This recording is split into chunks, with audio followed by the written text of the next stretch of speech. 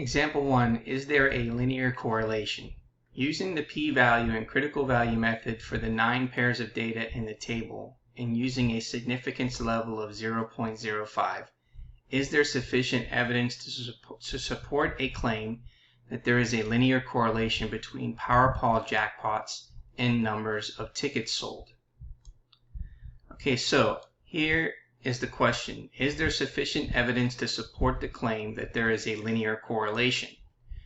Well, step number 1, we want to find the requirements. It says the data are a simple random sample, so the first requirement is satisfied. Number 2, we want to use StatCrunch to create a scatter plot to show a straight line pattern is satisfied. So we're going to open up StatCrunch, okay, and then we're going to put the data in. We have our jackpot, which is our first column values, and then we have our tickets, and we put those in here. Let's go ahead and graph and then select scatter plot. So the X variable is going to be the jackpot, the Y variable is the tickets. Okay, and then we're going to go ahead and make sure that we display the points, and then come down here, make sure we have horizontal and vertical lines, and then select compute. So here represents our scatter plot, and it looks like it could possibly represent, which it does represent, a normal distribution or a straight line pattern. Okay, now we want to be able to state the claim and the opposite of the claim in step number 2. So the claim is that there is a linear correlation between Powerball jackpots and the numbers of tickets sold.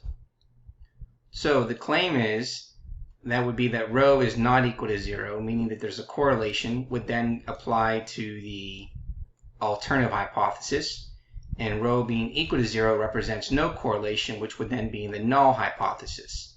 So therefore, identifying the null and the alternative hypotheses would be the following. So the null is that rho is equal to 0, the alternative is that rho is not equal to 0. Now it says step 4, use the alternative hypothesis to determine whether it is a left, right, or two-tailed distribution. So since it's a two-tailed distribution, since the alternative hypothesis contains the not equal sign. Now we're going to select the significance level alpha. Well, alpha in the problem is given to be 0.05. And now we want to be able to find the test statistic for the linear correlation.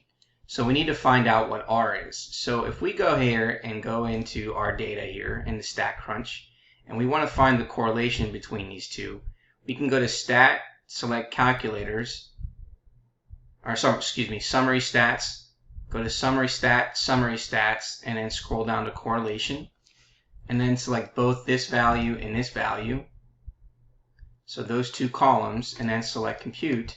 And you're going to see that we're going to get the correlation coefficient to be 0.947 rounded to 3 decimal places. So we know that R is equal to 0.947, and the value of N, which is the sample size, is 9. So now we're going to go ahead and plug those values into our problem. So again, we know that R is 0.947. So it's going to be 0.947, and then this is 1 minus 0.947 squared. And then we have N, which is equal to 9, and that's 9 minus 2. So let's go ahead and do this on our calculator just to make sure we can get the correct numbers. So in our numerator, we have 0.947, and then we're going to divide that by the second square root. In the numerator, we should have parentheses 1 minus 0.947 squared, parentheses, and then we're going to divide that by parentheses 9 minus 2, which is 7, and then let's go ahead and shift over, and then we get the following 7.7997, rounding that to 7.800. So now we find the test statistic that we can use for the p-value. So for the first part, we're going to use the p-value method, and for the second part, we use the critical value method. So the first thing we want to do is we want to draw a curve and then label, knowing that the degrees of freedom is 9 minus 2, which is equal to 7, and t is equal to 7.8. So let's go ahead and then use the p-value. So the first thing we do is draw our curve, our bell curve.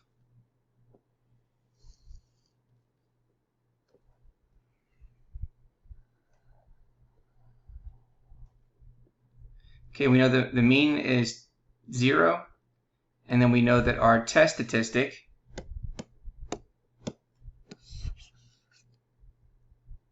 is 7.800, which means that we also have one on this side, which is 7.800, since we have a two-tailed distribution. So the p-value is going to represent times 2. So the p-value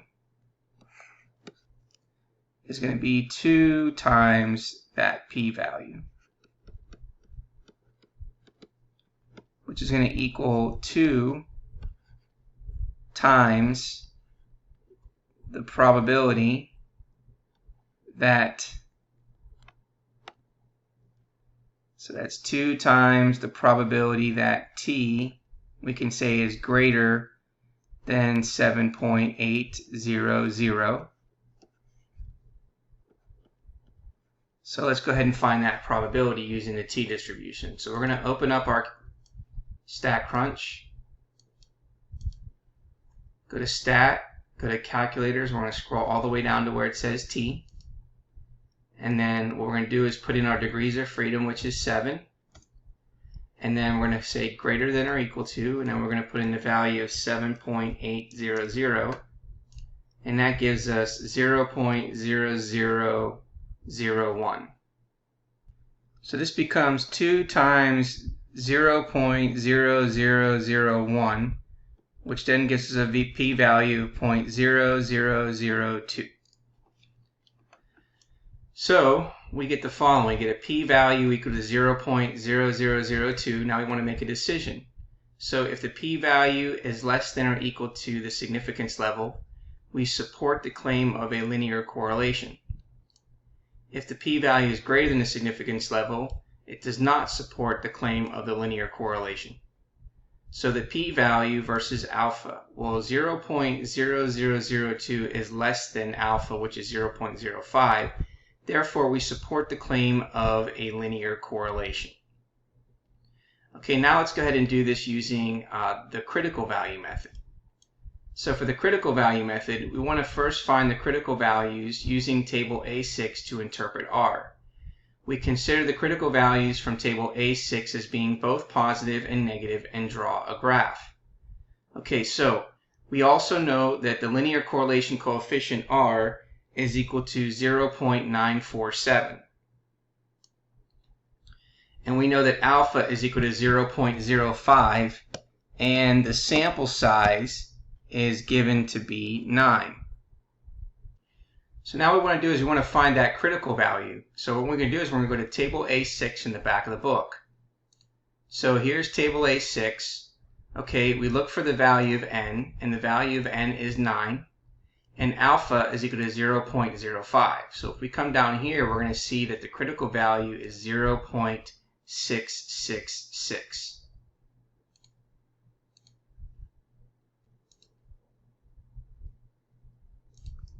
So therefore, here's our critical value of 0.666. Now what we want to do is we're going to draw our critical value here. So here, we're going to draw our number line.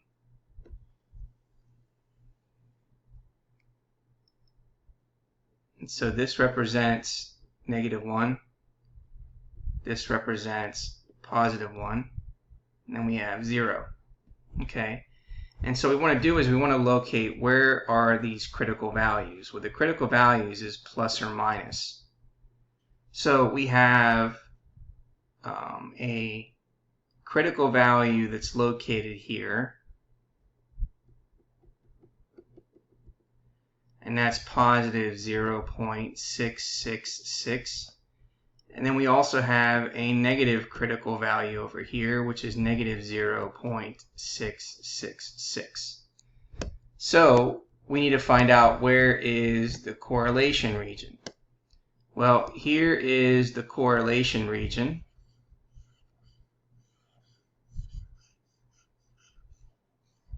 And then over here is the correlation region.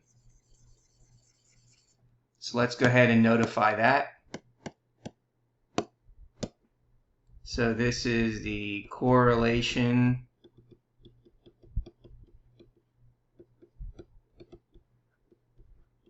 region, and then over here this is the correlation region as well. Okay, and then in between these values are going to represent no correlation.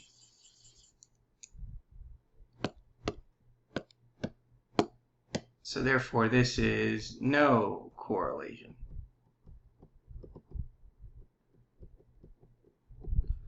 Okay, so now we want to look at the test statistic. Not the test statistics, excuse me. We're looking at the value of R, which is the linear correlation coefficient. So if we take a look at R, R is here, which is to the right of that value, and R is going to equal 0.947. It is located in the correlation region. So because R is in the correlation region, we can say that there is a linear correlation, just like we did for the p-value. So again, we reject the null. That means there's a correlation if the computed linear correlation R lies in the left or right tail, the correlation region, beyond the critical value for that tail, and conclude that there is sufficient evidence to support the claim of a linear correlation. We fail to reject the null, no correlation, if the computed linear correlation coefficient lies between no correlation region. The two critical values conclude that there is not sufficient evidence to support the claim of a linear correlation. So we can see that this now is a correlation just like we did for the p-value method. Now we want to state the conclusion. Now remember that if we have a correlation, we would say that there is sufficient evidence to support the claim of the linear correlation. And so therefore, since we have a correlation, we're not going to use the no correlation. So we would conclude that there is sufficient evidence to support the claim of a linear correlation between Powerball jackpot amounts and number of tickets sold. So here is the interpretation. It appears that there is a linear correlation between lottery jackpot amounts and numbers of tickets sold. It appears that higher jackpots correspond to more tickets sold. In addition to the numbers, common sense and critical thinking also support this finding. Although we have found a linear correlation, we should not conclude that one of the variables is a cause of the other. It is reasonable to believe that larger jackpots cause higher ticket sales, but that belief is not justified by the statistical analysis. Correlation does not imply causation.